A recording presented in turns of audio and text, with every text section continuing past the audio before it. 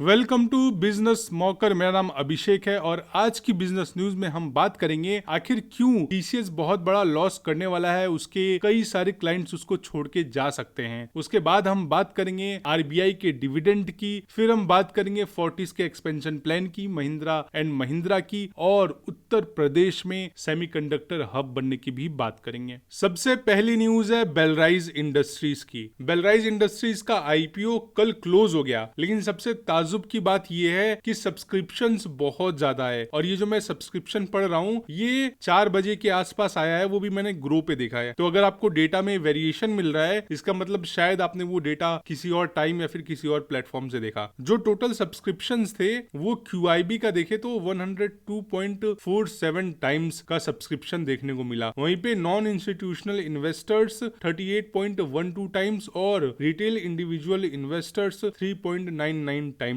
अगर टोटल बात करें तो 39.44 टाइम्स का सब्सक्रिप्शन देखने को मिला। इसका मतलब कि शायद लिस्टिंग के बाद ये स्टॉक अच्छा खासा गेन दे सकती है, 20% या फिर शायद 13-14% तो दे सकती है। लेकिन हाँ, अगर अपर सर्किट न लगे तो, क्योंकि वो स्टॉक्स जो एफएनओ में लिस्टेड नहीं होते हैं उसमें अपर सर्किट लग जाता है और फिर उस दिन ट्रेडिंग ऑफ हो जाता है। फॉर एग्जाम्पल, जब ओला का शेयर लिस्ट हुआ था मार्केट पे तो अपर सर्किट लग रहा था हर दिन, लगातार 3-4 दिन का अपर सर्किट लगा था और मैंने वो स्टॉक 22% के गेन के बाद बेच दिया था, क्योंकि कंपनी फंडामेंटली अच्छी नहीं थी। तो अगर आप शॉर्ट टर्म में ट्रेडिंग करते हो तो आप इस कंपनी को देख सकते हो। अगर आपको अच्छा लगे या फिर आपका इंस्टेंट या जो भी रिसर्च है वो अच्छी लगे तो आप बाई कर सकते हो। मैं कंपनी के बारे में बता देता हूँ। बेलराइज इंडस्ट्री ये क्लेम करता है कि उनका जो काम है, जो शीट मेटल का काम है और फैब्रिकेशन का है, वो काफी अच्छा है। साथ ही साथ वो ये भी कहते हैं कि उनका मार्केट शेयर 24% है। ये जो मिरर का इंडस्ट्री होता है या जो ऑटो व्हीकल के पार्ट्स होते हैं उसका। तो बेसिकली ये कंपनी ऑटोमेटिव सेक्टर्स के लिए कंपोनेंट्स बनाती है और इस कंपनी का कहना है कि वो वर्टिकली इंटीग्रेटेड है। अगली न्यूज है टीसीएस की। टीसीएस अब शक के घेरे में खड़ी हो गई है और टीसीएस को एक बहुत बड़ी प्रॉब्लम का सामना भी करना पड़ सकता है। हो सकता है उनके बहुत सारे क्लाइंट्स उनको छोड़ के चले जाएं, क्योंकि टीसीएस के ऊपर शक है कि यूके की रिटेलर ब्रांड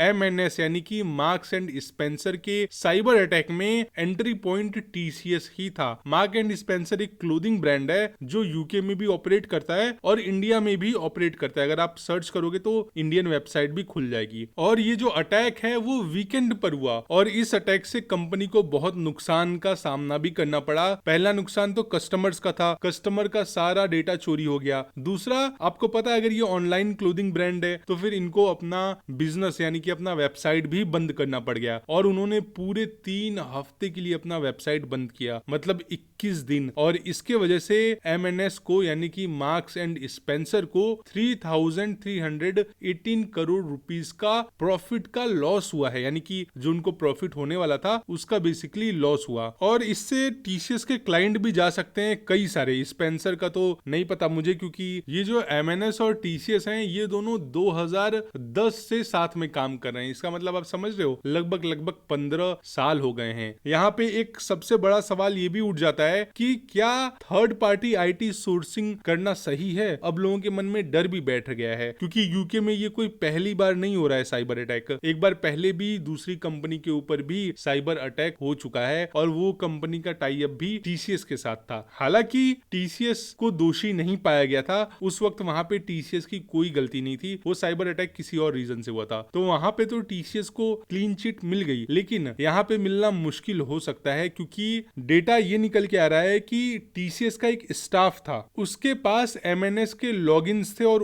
उसका मिसयूज करके ये प्रॉब्लम क्रिएट की गई, ये हैकिंग की गई। हालांकि टीसीएस अभी इंटरनल जांच कर रहा है, लेकिन काफी देर बाद एमएनएस चीफ एग्जीक्यूटिव स्टुअर्ट मैकिन ने अभी अपना साइलेंस भी ब्रेक कर दिया। उन्होंने बोला कि ये एक ह्यूमन एरर है, ना कि कोई रिटेल इंटरनल या फिर साइबर अटैक हुआ है उनके ऊपर। अब ऐसा उन्होंने बोला है और अभी ये फिक्स फिक्स कुछ भी नहीं कहा जा सकता जब तक चीजें सामने न आ जाएं। और उन्होंने ये भी नहीं बताया कि सामने से जो स्कैमर्स थे या फिर जो हैकर्स थे उन्होंने कोई पैसे मांगे या फिर कोई ब्लैकमेलिंग की, और क्या कंपनी ने उनको पैसे ट्रांसफर किए फिर वेबसाइट ओपन हुई। तो ये सारी चीजें अभी सामने नहीं आई हैं। जैसे ही सामने आएंगी टीसीएस से रिलेटेड ये चीज, टीसीएस की तरफ से गलती थी तो फिर टीसीएस के स्टॉक्स नीचे जाएंगे और बहुत सारे बिजनेसेस टीसीएस से दूर भी हट सकते हैं। तो मैं वो न्यूज भी कवर करूंगा, लेकिन आप तक वो बिजनेस न्यूज पहुंचे उसके लिए आपको हमें सब्सक्राइब करके बेल आइकन पे हिट करना होगा। अगली बिजनेस न्यूज है ऑनलाइन गेमिंग से रिलेटेड। अभी अभी सुप्रीम कोर्ट में एक पीआईएल दाखिल हुई थी, उसमें पेटिशनर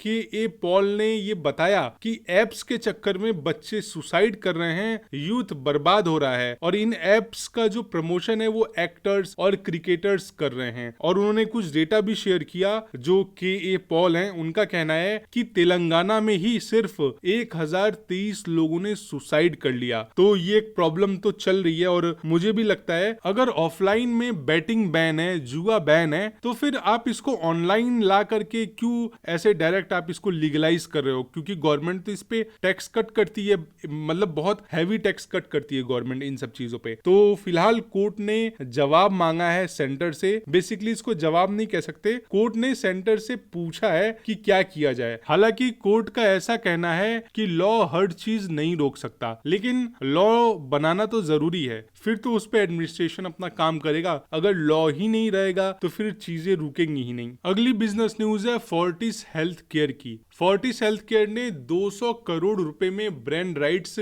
खरीदे हैं। ब्रांड राइट्स खुद के ही खरीदे हैं, फोर्टिस जो वर्ड है उसका ब्रांड राइट्स। और जैसे ही उन्होंने ब्रांड राइट खरीदा उसके बाद वो एनसीआर, मुंबई, बेंगलुरु जैसे कोर मार्केट्स में एक्सपेंशन करने का फोकस कर रहे हैं। और वो सिर्फ इन रीजन्स में ही सीमित नहीं है, कंपनी पंजाब में भी बेड्स बढ़ा रही है और उसके साथ साथ फोर्टिस हेल्थ केयर का जो डायग्नोस्टिक आर्म है जिसका नाम है एगिलस, वो भी ग्रो कर रही है। अगर मैं रिजल्ट्स की बात करूं तो FY25 में 7,783 करोड़ रुपीस का रेवेन्यू था और 1,588 करोड़ रुपीस के इबिडा के साथ 25.3% का ग्रोथ दिखाया कंपनी ने। और उसके साथ साथ कंपनी 2 नए टावर्स नोएडा और फरीदाबाद में भी लेकर के आ रही है। टावर्स यानी कि बेसिकली वो बिल्डिंग्स ही होती हैं, उनको टावर्स कहते हैं मेडिकल फील्ड में। उसमें क्या होता है, आपके operation theatre, patient room, ICU, diagnostic labs, ये सारी चीजें इक्विप्ड रहती हैं उसमें। तो रियल एस्टेट में इसको कई बार टावर्स कह करके भी संबोधित किया जाता है। साथ ही साथ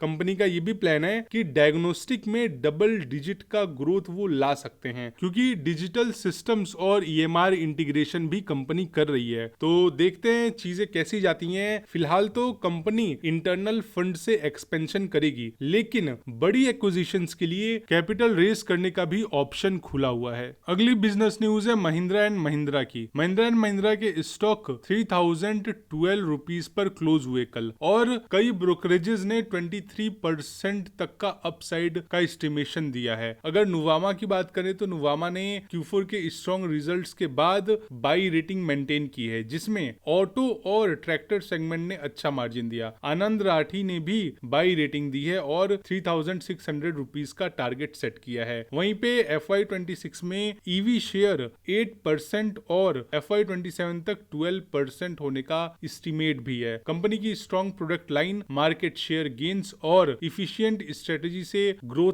एक्सपेक्टेड है। और महिंद्रा ग्रुप का मार्केट कैप अब 4.15 लाख करोड़ से ऊपर चला गया है। तो लेट्स सी क्या होता है। और आप इन सारे एजेंसीज जो ब्रोकरेजेस हैं, डायरेक्ट उनका कोई भी रिकमेंडेशन मत बाय कर लेना, आप अपना भी रिसर्च करना, तभी आप महिंद्रा एंड महिंद्रा या फिर किसी भी स्टॉक में इन्वेस्टमेंट करना। अगली बिजनेस न्यूज है सेमीकंडक्टर इंडस्ट्री से रिलेटेड, और इसमें उत्तर प्रदेश का कोई जवाब नहीं। उत्तर प्रदेश कमाल का काम कर रहा है। पहली बात तो ये कि उत्तर प्रदेश के जेवार में HCL और फॉक्सकॉन ये दोनों मिल करके, जो जेवार एयरपोर्ट है मैं उसकी बात कर रहा हूँ, उसके पास ये लोग सेमीकंडक्टर चिप का प्लांट 2027 तक शुरू कर देंगे और इसमें इन दोनों कंपनीज ने 3706 करोड़ रुपीस का इन्वेस्टमेंट प्लान किया हुआ है। अब मैंने ये क्यों बोला कि उत्तर प्रदेश कमाल कर रहा है, क्योंकि उत्तर प्रदेश की जो अभी पॉलिसी है और सब्सिडी है वो कमाल की है। वो इस तरह से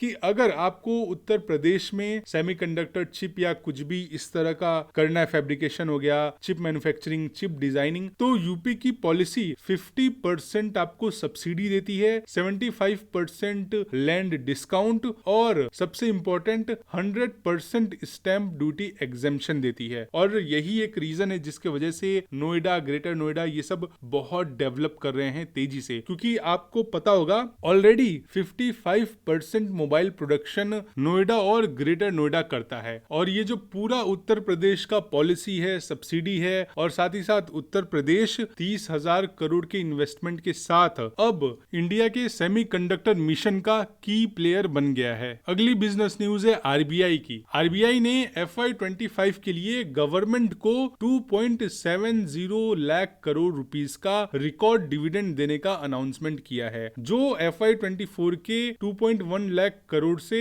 27% ज्यादा है। और ये पैसा आरबीआई ने अपनी अर्निंग्स और फॉरेक्स वैल्यूएशन से कमाया और अब इस वजह से सरकार को फिजिकल डेफिसिट 4.4% पर रखने में काफी ज्यादा मदद मिलेगी। और मैं यही सोच रहा था कि इस बार टैक्स तो बहुत कम कलेक्ट होगा, क्योंकि गवर्नमेंट ने वो 12 लाख वाला लगा दिया था सिस्टम, आपको पता ही है। लेकिन अब मुझे समझ में आ रहा है कि नहीं, गवर्नमेंट यहाँ से पैसे कमाएगी और जो उनके ऊपर टैक्स का बर्डन था वो कम हो जाएगा यहाँ से। तो डिविडेंड का जो डिसीजन है वो आरबीआई बोर्ड मीटिंग में लिया तो गया, लेकिन अभी इसकी डिटेल्ड रिपोर्ट नहीं आई है। वो डिटेल्ड रिपोर्ट बहुत ही जल्द आएगी और जैसे ही ये रिपोर्ट आएगी मैं आप लोगों को शेयर करूंगा। और अगर आप इसको ट्रैक करना चाहते हो तो आप हमें सब्सक्राइब करके बेल आइकन पे हिट कर सकते हो। और हमारी पूरी बिजनेस न्यूज से आपको थोड़ी सी भी वैल्यू मिली हो तो हमें लाइक जरूर करें। और अब मैं लेता हूं आपसे अलविदा, bye bye, take care, Vande Mataram. और कल फिर से हम लोग इसी टाइम पे मिलते हैं, तब तक के लिए आप अपना और अपनी फैमिली का ख्याल रखिएगा।